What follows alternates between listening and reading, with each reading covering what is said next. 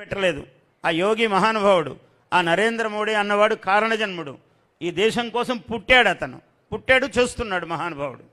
నరేంద్ర మోడీ అన్నవాడే కారణజన్ముడు, భగవంతుని యొక్క అవతారం. అతను పుట్టాడు ఈ దేశం కోసం.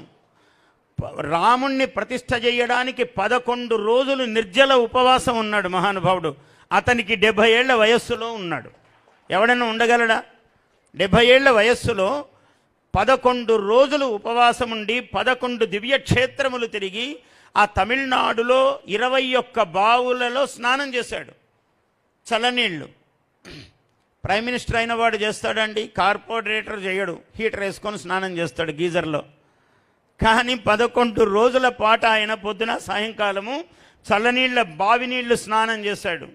చేసి ఉపవాసము ఉండి 12వ రోజు రామ ప్రతిష్ఠ చేశాడు అయోధ్యలో.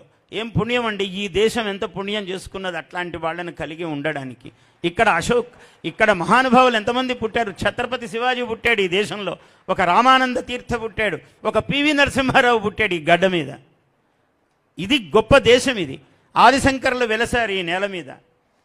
ఇది మన సనాతన ధర్మం.